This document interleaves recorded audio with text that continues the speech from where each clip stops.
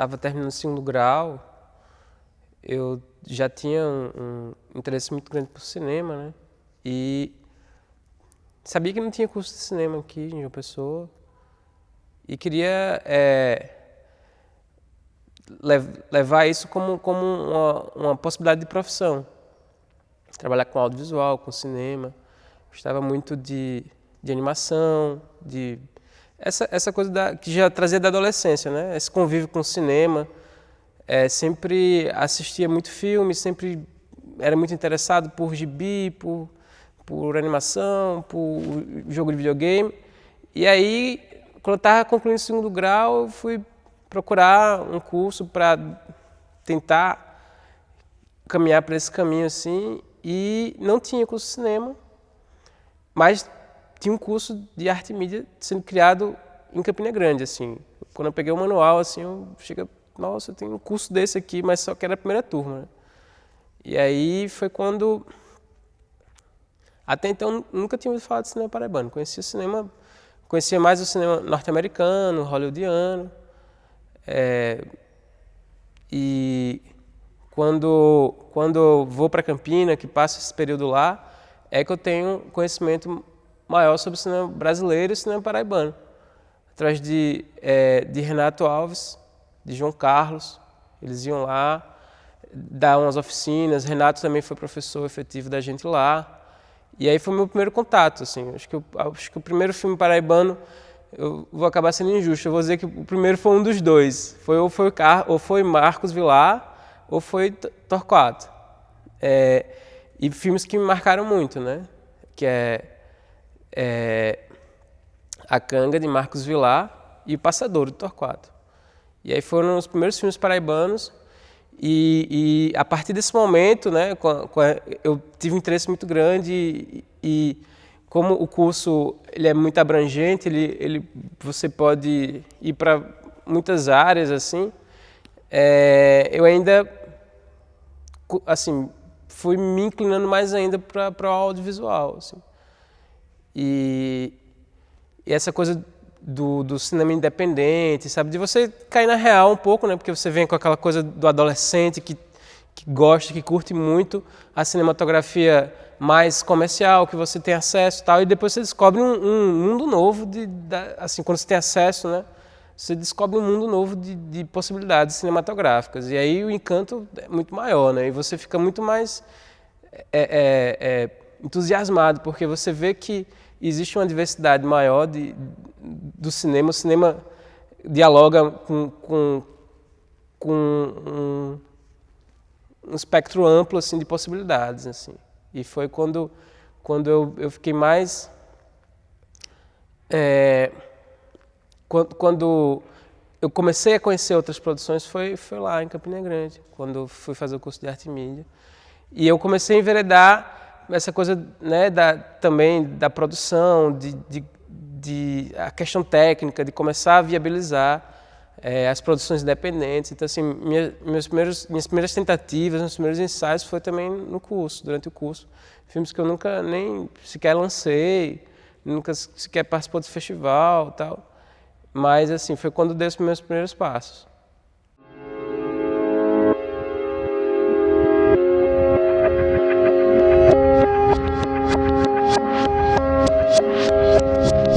Antes de fazer o curso de arte e mídia, acho que até pelo meu interesse, ou até pelo fato de você conhecer um pouco a cultura brasileira, todo mundo já tinha ouvido falar em Glauber Rocha, né? Então, assim, eu na escola já tinha visto filmes do Glauber, a sala de vídeo da minha escola tinha o nome de Glauber Rocha, então tinha essa relação. E aí, assim, foi um impacto muito feliz, assim, descobrir essa relação que a Paraíba tem com essa importância que o cinema paraibano tem com o cinema nacional. Assim, e saber que a gente está lá dentro dessa história, que a gente faz parte disso. E ver, poxa, a gente cresce tanto tempo, a gente tem tanto acesso a coisas da música, da literatura paraibana, então, né? A gente conhece bem os nossos grandes autores de música, os nossos grandes escritores e tal. E o cinema, quando a gente está fora desse métier, né, a gente nem ouve falar, nem faz ideia. E aí, de repente, a gente descobre que a gente também tem esse pé muito forte assim, no cinema. Foi durante também, lá no curso, durante as aulas, e né, pude ter acesso a essa cinematografia clássica paraibana, que eu nem fazia ideia que existia. Assim. E foi muito bom assim, saber que a gente tem essa relevância e saber que a gente constrói o documentário paraibano, tem uma relação, tem um capítulo especial dentro da história do cinema brasileiro, né? Então, foi um estímulo maior assim, para você ficar, foi um estímulo grande para você acreditar que aquilo é possível também, que tem coisas que podem ser feitas aqui, e que tem um cinema pulsante, e que tem uma relação com a nossa realidade. Então, assim, era uma descoberta, né? Então, assim, e também, um pouco depois, também a gente vai conhecendo essa cinematografia mais antiga ainda, que vai para os primórdios, né? Com o Valfredo Rodrigues, e a gente, tipo, se identifica mais ainda. Eu me identifiquei muito com o Valfredo Rodrigues, porque um dos primeiros filmes que ele fez, por acaso ou não por acaso, porque as motivações do ser humano são quase as mesmas, né? Tudo que leva você a fazer, quando você vê alguém fazendo, você acaba se vendo naquela pessoa porque os anseios são muito parecidos. Então, o Valfredo Rodrigues, o primeiro filme que ele fez, o longa, sobre São Nordestino, ele tem uma ânsia muito grande de poder mostrar, para quem não era da Paraíba, como é a Paraíba de verdade, né? Assim, desmistificar essa coisa só da questão do clima, a questão climática, a questão rural. E o primeiro filme paraibano é um filme que tem esse pé. E o meu primeiro filme no curso, no projeto lá, que a gente tinha uma cadeira de projeto audiovisual, sem eu nunca ter visto nada de Valfredo Rodrigues, eu fiz algo com a mesma ânsia, assim, de mostrar um Nordeste, uma Paraíba, uma João Pessoa, uma Campina Grande, que tem uma diversidade urbana também, que tem um cotidiano urbano e tal. E assim, pô, que massa que tem desde a década de 20 existe essa necessidade, existe essa ânsia de autoafirmação. Não, a gente tem um contexto amplo, do rural ao urbano. Então, assim, foi um impacto feliz também para mim.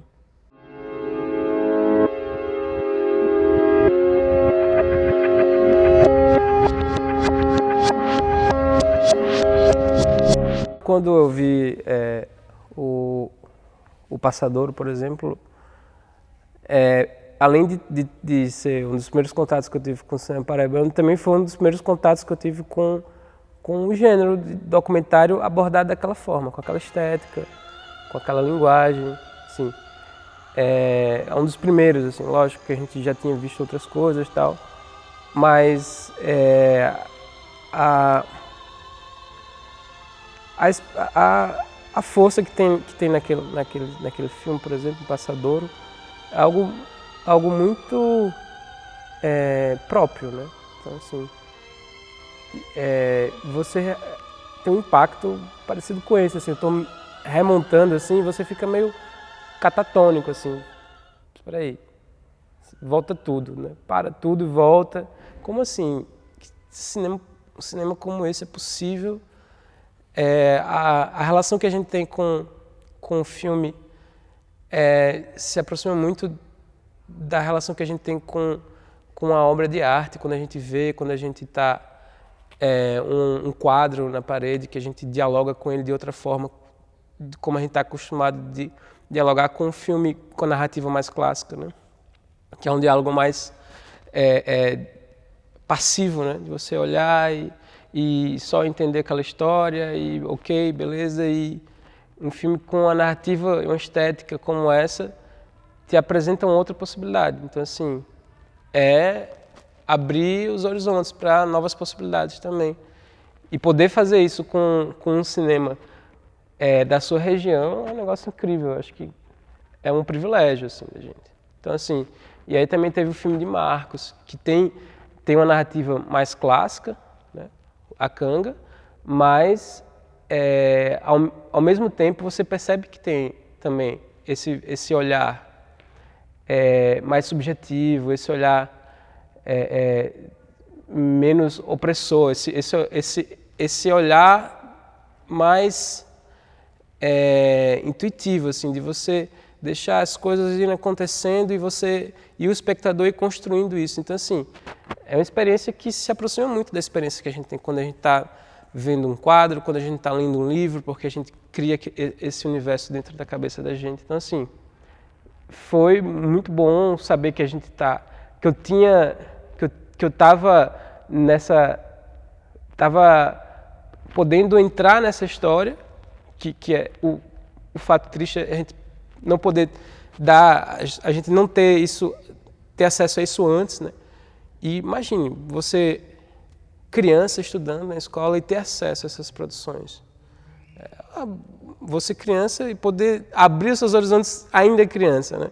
Quanto tempo a gente não deixa de aproveitar com esses novos horizontes abertos, assim. Então, não veio muito tarde, né? Porque eu ainda estava lá nos meus 18 anos, 20 anos, mas foi realmente um impacto e abriu muitos horizontes, assim. Como a gente lá no curso de Arte e Mídia já estava estudando muito a questão da história e estética da arte, então assim, juntou perfeitamente, assim, sabe? Foi um casamento muito bom, porque a gente já tinha, a gente já estava acumulando uma bagagem nesse viés, né, estético, conceitual, e poder se deparar com um audiovisual que não era só um audiovisual da televisão, do comercial, ou do programa de televisão, mas sim com a possibilidade estética e artística muito poderosa, assim, um negócio incrível, que é o que a gente pode atingir enquanto obra de arte no audiovisual, assim, aquela amplitude. Então, assim, já deu um clique, assim, segura a tua onda, porque aquilo tudo que você conhece como cinema não é só aquilo, existe uma diversidade muito grande. Então, por mais que você tenha constituído já desde a sua infância o que é a arte, né? Essa coisa mais erudita, essa coisa mais rebuscada, que eu, no máximo, encaixava o cinema nos grandes clássicos, né? Eu não encaixava o cinema como uma obra de arte completa, assim, só no aspecto só encaixar nesse aspecto dos grandes clássicos, né? Dos filmes que ficaram consagrados e tal. Quando tinha uma outra cinematografia muito importante que abrange muito mais e que poder ver essa cinematografia a partir também da cinematografia local é você se sentir fazendo parte disso e saber que isso é possível, né? Que está aqui, que desmistificar completamente essa história, né, do cinema. Então, assim, também teve a cinematografia de Carlos Dowling também, que a gente chegou a ver lá também. Muitas coisas do Undoc a gente via também. Assim, o Renato Alves levava muito, João Carlos levava muito. E o muito legal também é que a gente teve essa oportunidade de, com o João Carlos e um pouco com o Renato também, de viver em tempo real algumas produções que estavam acontecendo. Então, acho que João Carlos chegou lá uma certa vez para dar uma oficina, ele tinha acabado de chegar do set de Aspirinas e Urubus. Então, assim, foi um negócio cheio de história para contar, né? Então, assim, ou de algum set de filme paraibano também. Então, assim, apesar de Campina Grande ter uma identidade muito, muito particular, assim, muito própria e que às vezes até define o que é a cultura e a identidade paraibana, né? Às vezes fica meio isolado as coisas lá, assim. Mas aí eles vinham e traziam essas coisas que estavam acontecendo e tal. Porque lá em Campina Grande, os grandes nomes do cinema, eles ficaram mais na docência, ficaram mais na crítica, né? O Braulio foi virar roteirista, saiu de Campina. Então, assim, a produção campinense, ou campinograndense, como outros preferem, a gente não tinha muito acesso a isso. A gente sabia de ouvir falar algumas coisas. Então, assim, Renato e João Carlos traziam um apanhado geral paraibano, assim, de coisas que aconteciam de norte a sul, leste a oeste da Paraíba. E aí foi massa, porque a gente não ficou isolado. Talvez se a gente não tivesse tido essa oportunidade deles irem lá, a gente talvez ficasse um pouco isolado, um pouco meio bitolado, assim, nas coisas, no que diz respeito à produção paraibana mesmo, assim, de só conhecesse as coisas mais históricas, né, as coisas mais relatadas e ficasse um pouco ausente do que está acontecendo agora, né. Então, assim, a gente respirava, quando eles iam lá, a gente respirava um pouco do cinema paraibano, do que é que está acontecendo, o que é que está rolando agora.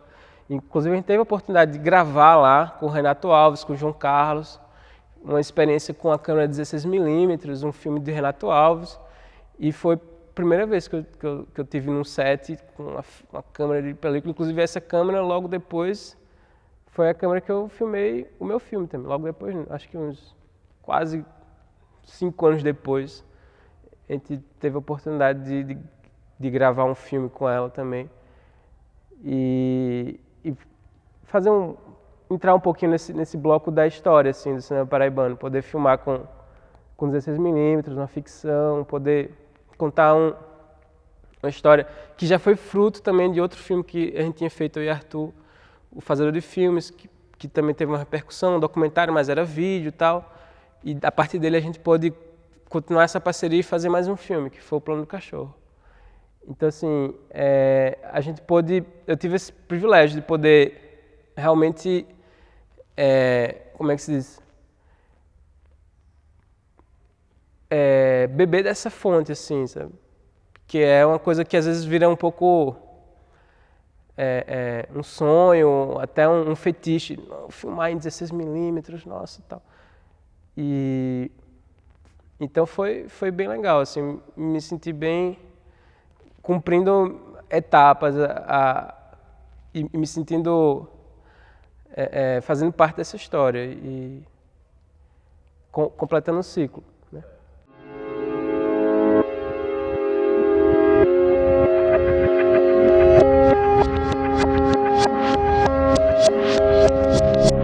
A gente, quando a gente fez o Fazedor e a gente participou de alguns festivais, a gente teve a oportunidade de ter acesso a alguns prêmios, assim, que geraram algumas questões, assim.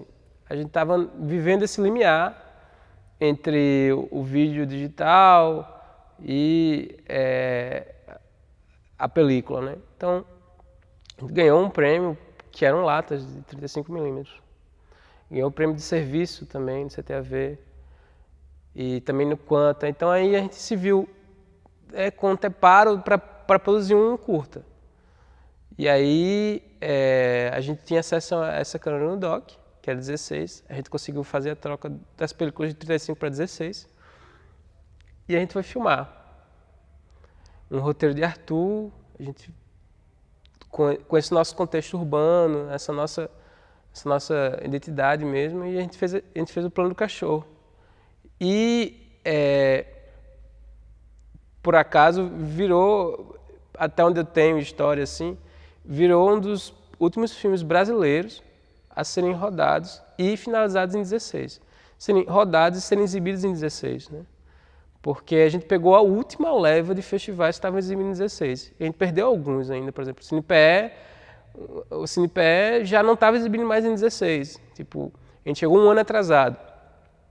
Mas a gente conseguiu pegar outros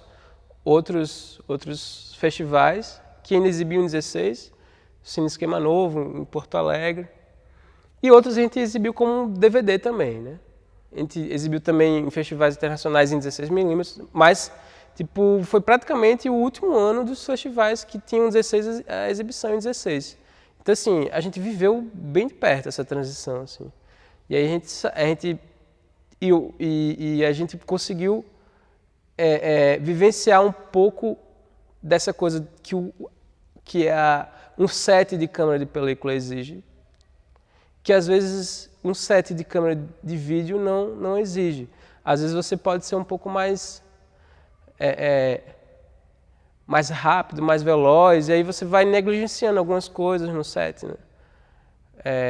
Mas no set de película não tem como você negligenciar, porque você corre o risco de não ter o filme, principalmente produções independentes, que tem limitação de recurso financeiro. Então você não tem como ir ali no Terceirão comprar uma fita mini DV. No caso da película, você não tem como correr ali no Terceirão e comprar uma lata 16, entendeu? Então assim, você tem que estar muito certo daquilo que você está filmando. Então isso exige até um ambiente mais concentrado, um ambiente quase religioso, assim, do que você vai fazer, está muito certo e muito bem pautado e qualquer coisa você sabe que você fica sem nada. Então, essa transição entre o digital e a película, quem pôde ter ou quem ainda possa ter essa experiência vai saber que é um set que traz um pouco mais de zelo, um pouco mais de cuidado, que se você levar isso para um set com vídeo, é incrível também. E hoje, quando a gente vive essa transição também dentro do próprio cinema digital, que deixa de ser vídeo digital e agora realmente a gente começa a caminhar para uma proposta de cinema digital, e aí a gente vê que as diferenças são pouquíssimas, assim. Que o que fica para trás realmente é um suporte, é uma bitola, mas todo aquele processo que a gente vivencia num set com película, a gente passa a viver hoje com o digital. Porque hoje a gente tem lentes intercambiáveis, como tinha na película.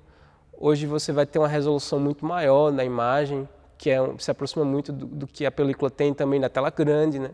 Então, assim, as coisas estão muito parecidas, na verdade, né? O próprio frame rate, que é o mesmo também, você usa agora, tudo ficou a 24 fotogramas por segundo, né? A 24 frames. O vídeo começou a querer ter essa coisa do look cinematográfico e começou a ter essas opções, até mesmo antes de ter esse cinema de uma resolução maior, digital. Mesmo no DV, a gente já tinha essa cadência do 24, essa coisa da busca pelo cine look, né? E hoje a gente vivencia com essas câmeras de alta resolução, de 2K, 4K, uma relação muito, no set, uma relação muito semelhante com o que se via no cinema de película, assim. E isso é massa porque cinemas como a cinematografia paraibana, que sempre foi uma cinematografia que teve certas limitações no aspecto técnico, de acesso a recurso mesmo, hoje a gente se vê em pé de igualdade com cinematografias mundiais, assim.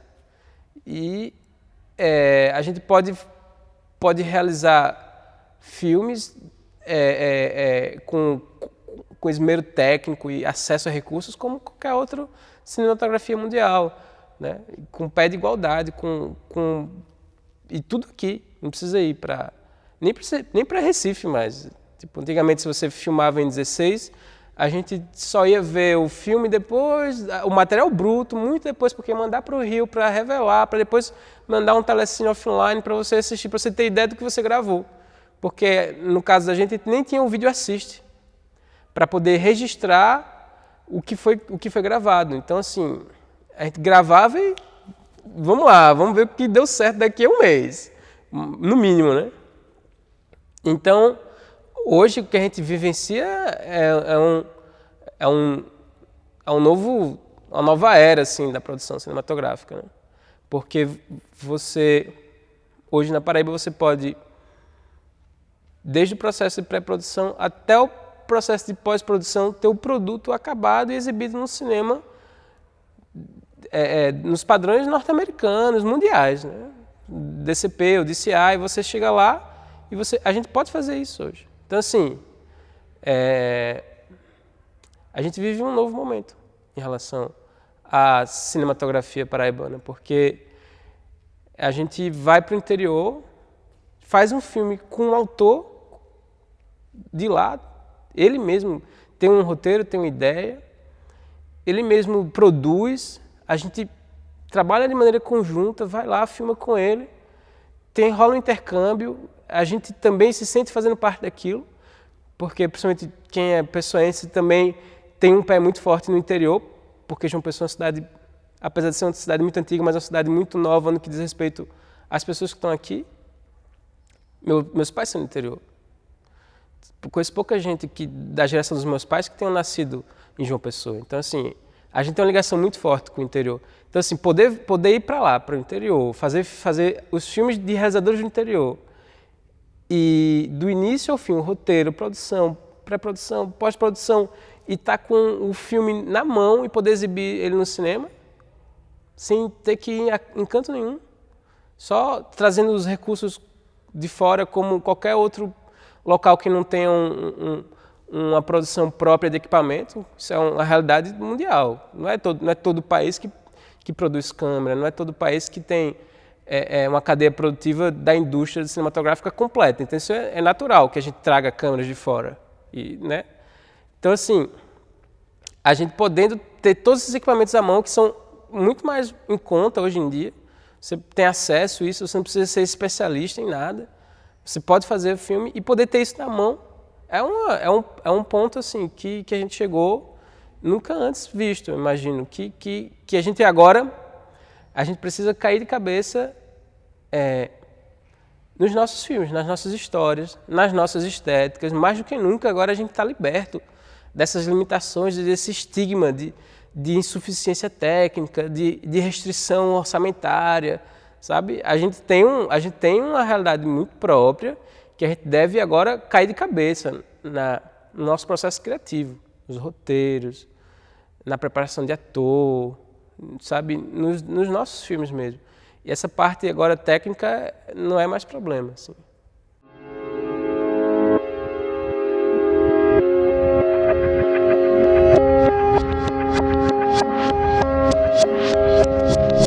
Acho assim que o cinema paraibano vive um momento onde a gente tem uma tentativa de se consagrar agora com um filme de ficção. A gente tem uma força muito grande no documentário, e em documentário das mais diferentes vertentes, desde o documentário mais clássico, o mais jornalístico, o mais investigativo, até o documentário mais criativo, o documentário mais autoral, né? Então assim, a gente tem um know-how muito forte no documentário, né? E isso fez escola e fez parte da escola de cinema brasileiro, né? A forma como se monta o filme, a forma como se grava, tudo isso está muito bem consagrado e muito bem alinhado, eu acho, assim, no documentário. E hoje a gente vive um pé muito forte no gênero de ficção e nos gêneros de ficção. Então, o que a gente vê é, por exemplo, no interior, um rapaz fazendo um filme, como Ramon, fazendo um filme que dialoga muito com o documentário, porque na verdade, no final das contas, é uma ficção. E aí a gente vê também essa produção de cinema de gênero, assim, que tem um pé mais forte na ficção. Então acho que esse momento que a gente vive hoje é isso, assim, o cinema paraibano que começa a experimentar mais ainda e cada vez mais o cinema de ficção. E isso na ilha é um processo incrível, né? Porque o documentário na ilha é um processo muito do diretor, né? Lógico que o montador ele pode acabar quase virando um co-diretor do filme na montagem, né? Vai depender muito dessa relação com o diretor. E também é muito incrível poder montar documentários, mas a ficção, eu acho que para um montador é uma relação mais pessoal dele com a obra, porque ele vai receber o roteiro, ele vai receber um boletim de câmera, um boletim de som, e você vai ter lá o que o pessoal achou melhor no som, o que o pessoal achou melhor na imagem, e você vai ter o roteiro para te conduzir, mas assim, você pode, a partir daquele arcabouço que foi todo estruturado, você pode descobrir outros filmes, outras possibilidades. Assim, e é uma relação, eu gosto muito de montar ficção, assim. É uma relação muito mais intensa, sabe? O documentário, muitas vezes o filme já vem muito decupado, já vem, né? Eu quero essa frase, eu quero a outra. Então assim, você vira quase um consultor, você vira o primeiro espectador, como qualquer outro filme. Você é o primeiro espectador do filme e você vai dizendo para o diretor o que foi que você sentiu, qual é a tua relação com aquele filme, o que é que o diretor esperava daquilo, e aí você vai, junto com ele, dando outras saídas e aprimorando a obra. Mas na ficção, a relação mais fílmica da criação com o produto. Assim. Então, assim, tem um diálogo, no primeiro momento, tem um diálogo mais restrito com o diretor, você monta, e aí você vai ter o diálogo mais amplo, mas você vai ter um diálogo mais intenso com o material bruto, né? Você enquanto montador. Pelo menos essa é a minha experiência, porque aqui eu percebo isso, que aqui na Paraíba eu acho que é o método mais correto assim, de montar um documentário, porque senão você acaba... Porque o documentário eu acho que é uma coisa muito autoral, para você chegar, pegar o material bruto e montar sozinho. Você está virando na minha opinião, você está virando um co-diretor. Então, assim, documentário que eu costumo trabalhar com os realizadores, quando estou montando, é mais ou menos esse, assim. Cara, vê teu material todo e minuta aquilo que tu acha mais interessante. E a partir da tua proposta de documentário é que eu vou poder intervir, que eu vou poder dar a minha sugestão, que eu vou poder ampliar e dar novas perspectivas. Não gosto muito de pegar material bruto e dar a minha cara, porque aí eu estou pegando material bruto de um realizador e estou fazendo um filme. Por mais que ele me oriente, se eu não tiver essa decupagem, né, vai ficar uma coisa meio minha também, assim. Então, na ficção, o montador, eu imagino, ele pode ser mais montador, mesmo com a ausência do diretor. Ele continua sendo só um montador. Então, é uma relação intensa, assim, e é uma experiência nova, né? Porque documentário, como é uma cinematografia que a gente tem mais costume de estar lidando com isso, é uma experiência, a ficção acaba sendo uma experiência nova, né? E, além dessa coisa do cinema paraibano, agora está caminhando cada vez mais também para ter uma cinematografia de ficção com a sua identidade, com até uma quantidade também de filmes de ficção, também agora a nova fronteira do cinema paraibano seria os longa-metragens, né? A gente tem pouquíssimos longa-metragens, a gente tem uma história vasta com curta-metragens e o curta-metragem paraibano é reconhecido em qualquer lugar, todo mundo já ouviu falar, todo mundo da área de cinema sabe e reconhece e tem um peso, o cinema paraibano de curta-metragem. E hoje não, hoje a gente já começa a fazer os longas e acho que essa perspectiva da transição do cinema analógico para o cinema digital traz isso, né? Então, são as novas fronteiras, assim, né? Poder ter filmes em longa e outra, distribuir filmes em longa-metragem, né? Que também é uma coisa inédita, né? Se a gente olha para trás por 30 dinheiros de Vânia Perazzo, a gente percebe que foi o nosso primeiro longa colorido e ele é da década final da década de 90, entrando nos anos 2000. E esse filme nunca foi distribuído, ele chegou a ser exibido em várias oportunidades, vários festivais, mas por esse gargalo de distribuição, o cinema paraibano ainda não teve ainda essa possibilidade de distribuir um filme de cinema, né? Só participou de festivais e curta-metragem e tal. Agora acho que essa nova fronteira é o longa-metragem, né?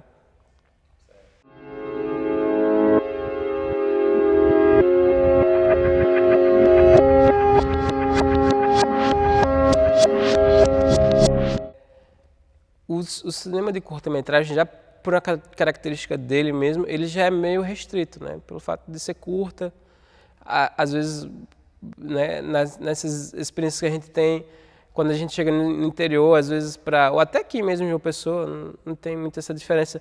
Quando a gente vai fazer uma exibição de curta-metragem, o impacto com o espectador, às vezes, é tipo, já acabou, porque a pessoa, né, se relaciona com o cinema como longa-metragem. Então assim, o curta-metragem já é por si só uma linguagem restrita, principalmente aqui nessa coisa, né, o acesso para o cinema já é uma coisa difícil, se acabaram com os cinemas, então a possibilidade de exibir os filmes, né, mas a lei de cota, vamos botar na tela, é super importante, mas o curta-metragem por si só acabou ficando um pouco restrito para festivais, cineclubes, e o grande público não tem acesso, assim. Mas acho que é importante, mesmo a gente caminhando para essa coisa da produção de longa-metragem, o curta-metragem é uma linguagem específica, ele não é um pré-cinema, ele não é um cinema menor, nada disso. Ele tem uma linguagem própria, tem uma segmentação própria, e acho importante que a gente consiga escoar isso. E eu acho assim, eu acredito verdadeiramente na rede, assim. Acho que existe uma grande possibilidade da gente se libertar dessas questões de falta de acesso a locais de exibição, se restringir só a festivais ou se restringir a TVs públicas. Eu acho que o grande poder de escoamento da internet é uma coisa incrível. E o que a gente pode ver hoje na internet, que já começa a ditar também como a TV deve se comportar. Quando a gente olha para as webséries que viram séries vão para a TV aberta depois de serem exibidas também na internet. Então, assim, e a TV aberta começa a observar o que tem sido produzido na internet, que não é nada mais do que uma produção independente que consegue atingir o público de uma maneira que o público se interessa. E isso é o que importa, o público tem um interesse. Então, assim, a gente tem obras como, sei lá, se a gente olhar para Breaking Bad, que começa com essa coisa mais da websérie, a gente vai olhar uma cinematografia, um roteiro incrível, uma produção incrível, tudo muito bem feito, que tipo não precisa estar amarrado a questões de produção executiva, que são questões muito cruéis, que definem o formato, que não, isso sim, isso não, isso sim, acaba cortando muito o processo criativo. Então, assim, eu vejo que a possibilidade das janelas são essas, a gente começar a ditar que a produção independente tem uma força através das redes e, a partir daí, começar a entrar no sistema de distribuição de cinema, entrar nas grandes TVs, começar a poder mostrar essa força da produção independente através da rede e, a partir desse momento, poder também ter acesso a distribuições maiores. Agora, assim, realmente o que a gente vive no Brasil hoje é um momento de transição. A gente não sabe muito bem como é que vai ficar essa coisa. Assim. A gente percebe que existe uma força-tarefa da Ancine, uma força-tarefa do Ministério da Cultura para garantir o acesso à tela, tanto de cinema quanto tela de televisão. Isso tanto através de financiamento de produção, como também regulamentos que regulamentem a TV fechada, a TV aberta, a lei de cota. A gente percebe que existe uma força-tarefa, mas que ainda é muito... Assim, está longe de conseguir ter esse acesso, porque ainda reside muito na questão da força do capital. Então, assim, a gente vê quem se favorece desses incentivos, muitas vezes são pessoas que são corporações que já têm recurso. Grandes distribuidoras, grandes estúdios que estão se apoderando cada vez mais dessas ferramentas para garantir cota. Instituições que já têm cota, já dominam a rede de exibição, já dominam as TVs. Aí a gente percebe que existe um caminho muito árduo para lidar, e eu acho que é um dos problemas da nossa cinematografia, da nossa capacidade de produção paraibana, é dominar esse assunto, que é um assunto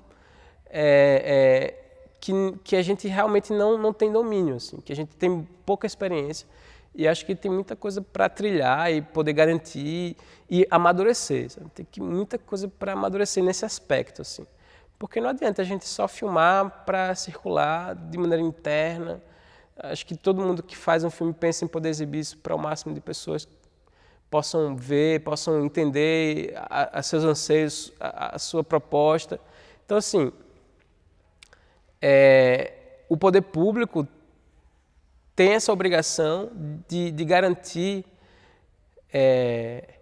uma produção própria, uma identidade própria, e garantir que as pessoas, a população, tenham acesso a isso. Essa é uma obrigação que a gente não pode abrir mão de exigir, assim, porque E a força do audiovisual, a força que o audiovisual tem de poder transformar vidas e poder transformar a percepção das pessoas, é uma força que se aproxima muito da leitura também. Você dá acesso a livros, a leitura, então você dá acesso a músicas, você dá acesso a cinema, e tudo isso com a nossa própria identidade, isso realmente transforma vidas e transforma a percepção de uma sociedade sobre aquilo que ela quer. Então, assim, às vezes isso não é interesse de gestores públicos, né? Porque ele prefere pessoas domáveis, pessoas que tenham realmente uma limitação de discernimento.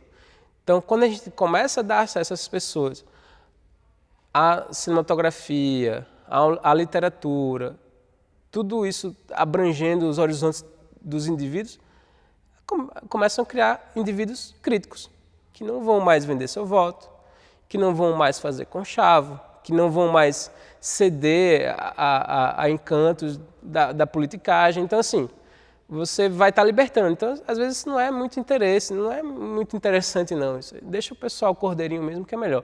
Então, assim, a força que o cinema tem de poder transformar uma sociedade é uma coisa incrível. Então, a gente tem muita dificuldade por causa disso, assim, porque o poder público não tem interesse e, às vezes, olha para o cinema como uma coisa de elite. Não, isso aí é meia dúzia de filho de papai querendo fazer filme. Não. Quando, na verdade, a nossa cinematografia paraibana, então, está muito longe de estar ligado com questão de elite, porque a gente tem uma cinematografia vinda do interior muito forte, muito autêntica, muito... Graças também ao trabalho de interiorização, de oficinas, que se